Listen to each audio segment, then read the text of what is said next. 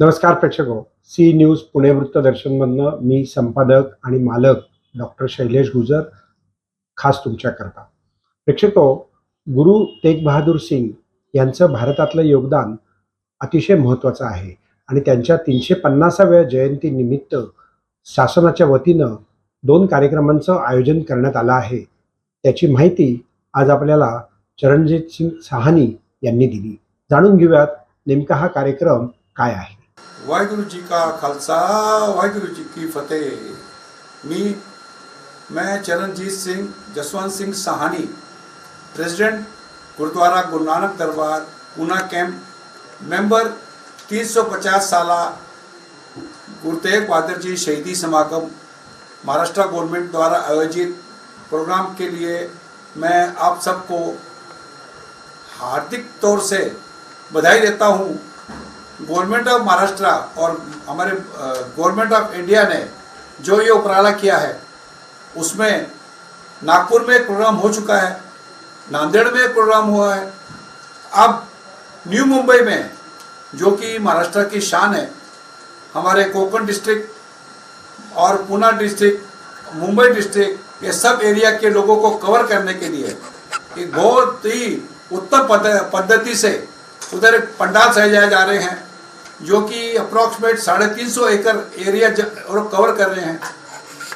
मैं आज सबको हाथ जोड़ के विनती करता हूं कि आप सब 28 फरवरी और 1 मार्च को उस प्रोग्राम पे आए और उस प्रोग्राम में गुरु जी के दर्शन करें, साथ ही संगत के दर्शन करें और संगत के साथ में प्रोग्राम की शोभा बढ़ाएं। इसके अंदर पूरे समाज, सिख समाज, सिंधी समाज, लबाना समाज और बंजारा समाज और बाकी जितने समाज जो सिख समाज से जुड़े हुए हैं उन सब मिला के ये प्रोग्राम कर रहे हैं।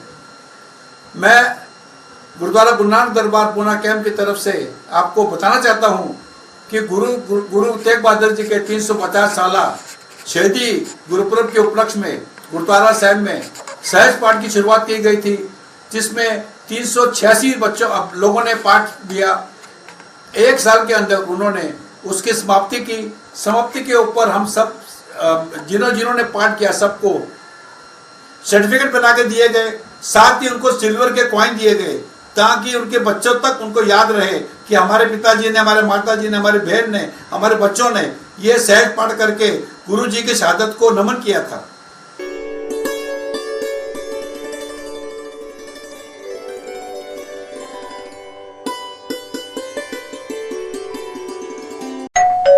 अहो उठा ना, ऑफिसला नाही का जायचं? अगं मला आज फ्रेशच वाटत नाही, काही करायची इच्छाच नाही. अहो मग तुम्ही आजपासूनच न्यू युनायटेड फार्मसीचे गुड मॉर्निंग चूर्ण घेणं सुरू करा. अपचन, मलावरोध, बद्धकोष्ठ, आम्लपित्त आणि पोटाच्या तक्रारींवर खात्रीशीर आयुर्वेदिक उपाय. गुड मॉर्निंग चूर्ण. 35 वर्षांपासून सगळ्यांच्या पसंतीचे गुड मॉर्निंग चूर्ण औषधांच्या प्रत्येक दुकानात मिळते.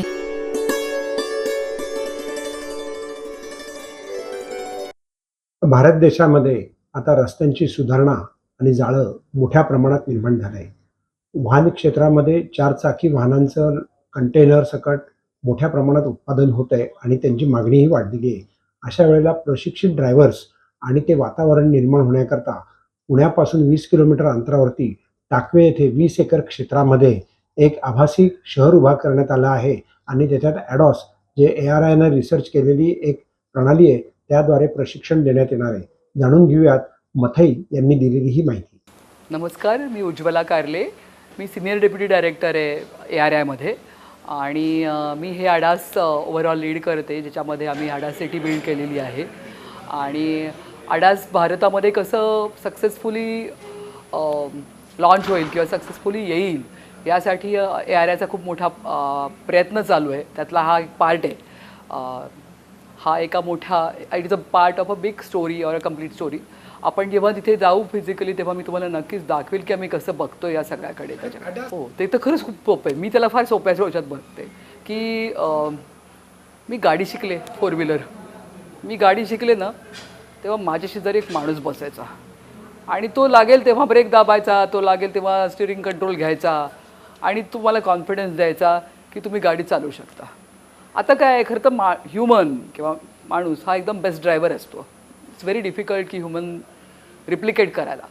पण काय होतं, एक क्षण येतो की जेव्हा आपल्याला नीट दिसत नाही, नीट कळत नाही किंवा कुठेतरी चेंज झालेला असतो, तेव्हा माझ्या शेजारी जो बसलेला माणूस असतो तो म्हणजे आडास आहे. तो आडास म्हणजे असा आहे की जो ॲडव्हान्स ड्रायव्हर असिस्ट सिस्टीम. मी गाडी चालवते, मला जे कोण मदत करते गाडी चालवताना ते म्हणजे आडास आहे. मग मला जे दिसत नाही नॉर्मल डोळ्यांना ते दिसणं त्याच्यात दिसतं. अशा सगळ्या गोष्टी त्याच्यात येतात. मी हे 2 गोष्टींमध्ये हे मांडेन किंवा 2 गोष्टींमध्ये त्याला स्प्लिट करेन. भारतात गाड्या यायला सुरुवात झाली आहे का? हो, गाडी यायला सुरुवात झाली आणि गाडी यायला सुरुवात झाली आहे ते रेग्युलेशन म्हणून नाही, लोकांना फीचर म्हणून, लोकांना मदत होईल का, लोकांना ह्याच्यात काही वेगळं मिळेल का, ह्याच्यासाठी अनेक लोकांनी हे अडासचे वेगवेगळे फीचर त्यात घालायला सुरुवात केलेली आहे. पर्टिक्युलरली कार सेगमेंटमध्ये खूप दिसतं हे आपल्याला. काही काही ठिकाणी आपल्याला कमर्शियल व्हेकलच्या हाय एंडमध्ये सुद्धा लोकांनी घालायचा प्रयत्न केलेला आहे. हा पार्ट झाला, लोकांनी घेतला आहे का. आणि मग आला रेग्युलेशनचा. तर रेग्युलेशनचा धोरणांमध्ये नक्कीच सेफ्टी हा गव्हर्नमेंट ऑफ इंडियाच्या खूप फोकसमध्ये असल्यामुळे लाँग टर्म आपण बघतो आहे की आपण झिरो फिटॅलिटीज फ्रॉम द ह्याला कसं जाता येईल किंवा आपल्या मंत्र्यांनी सांगितलं 50% कसं कमी करता येईल. त्यात अडासचा खूप मोठा रोल असू शकतो जर तो आपण योग्यप्रमाणे मांडला तर. कारण तो तुमचा को ड्रायव्हर आहे, तो तुमचा मदतगार आहे. तर ते करण्यासाठी भारताच्या ह्याच्यात वेगवेगळे रेग्युलेशन्स आणि वेगवेगळी धोरणं करायचा प्रयत्न चालू आहे. काही कमर्शियल व्हेकलसाठी ऑलरेडी धोरणं आलेली आहेत किंवा रेग्युलेशन्स आलेली आहेत आणि 2027 पासून नवीन जे कमर्शियल व्हेकल नवीन मॉडेल्स जे येतील त्यांच्यामध्ये हे अडासच्या फीचर्स काही सिलेक्टेड आहेत जे की आहेत. ड्रायव्हर ड्राउझिनेस जे महत्त्वाचं आहे की ड्रायव्हरला झोप लागली तर काय किंवा लक्ष नसेल तर काय, फटीक आला तर काय, त्याच्यासाठीचं जे आहे ते AB इमर्जन्सी ब्रेकिंग की ब्रेकिंग नाही बरोबर झालं तर काय, त्यासाठी इमर्जन्सी ब्रेकिंग दिसत नाही, जवळच्या गोष्टी न दिसणे साठी मुव्हिंग ऑफ ऑब्जेक्ट्स, त्याच्यानंतर लेन कीप असिस्ट आणि ब्लाइंड स्पॉट दिसतच नाही, मागचा मोठा गाडी आहे ट्रेलर आहे दिसत नाही तर ब्लाइंड स्पॉट कसं कव्हर करता येईल, अशा टाईपच्यासाठी आपण ऑलरेडी रेग्युलेशन जी इम्पॅक्टफुल असू शकतील ती आणतो आहे. खरं तुम्ही म्हणल्याप्रमाणे सिटी आहे हो. सिटी म्हणजे काय की ती सिटी कधी पुण्यातली होते, कधी ती चेन्नईमधली बनते, कधी ती दिल्लीची बनते, दिल्लीतला पार्ट बनते. म्हणजे काय की इन्फ्रास्ट्रक्चर काही काही वेगळं असतं, काही काही कॉमन असतं आपल्याकडे. सडन येणारा ब्लाइंड स्पॉट असतो, क्रॉस ट्रॅफिक असतं, एस बेंड्स असतात की ज्यामुळे आपल्याला आपलं नॉर्मल व्ह्यू ऑब्स्ट्रक्ट झालेला असतो. मग त्या गोष्टी करता आल्या पाहिजेत. पण तिथे तुमचे ट्रॅफिक सिनारिओज आहेत, ट्रॅफिक ऑब्जेक्ट्स आहेत ते वेगवेगळ्या प्रमाणे आहेत. म्हणजे मुंबईत आलं तर देवनागरीमधला ट्रॅफिक साईन बोर्ड असेल, चेन्नईत गेला तर तुम्हाला तमिळ दिसेल, आणखीन कुठे गेला तर वेगळ्या लँग्वेजमध्ये दिसेल. तो आपल्याला ते बनवता आलं पाहिजे. शिवाय लेन्स वेगवेगळ्या बनवतात. सगळीकडे लेन्स असतात असं नाही. काही ठिकाणी लेन्स आहेत, काही ठिकाणी नाही आहेत, काही पांढऱ्या आहेत, काही डॉटेड आहेत, काही फेड झाल्या आहेत.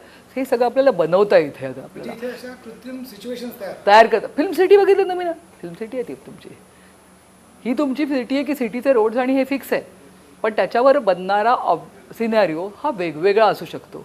आणि त्या आम्ही आणतो कसा, तो कृत्रिम बनवतो कसा, तर रस्त्यावरती डेटा घेतो, डेटावरती नॉलेज अप्लाय करतो आणि म्हणतो की हा सिनॅरिओ आहे ना, हा AVसाठी महत्त्वाचा आहे, हा वेगळ्या कशासाठी महत्त्वाचा आहे, ह्यानी आपलं सेफ्टी इम्प्रूव्ह होऊ शकेल. आणि मग ते सिनॅरिओ आपण रिपीट करतो इथे आणि तिथे तुमचं सिस्टीम कॅलिब्रेशन केली, सिस्टीम ॲडजस्ट केली तर तुम्हाला कळेल की हे बरोबर झालेलं आहे की नाही.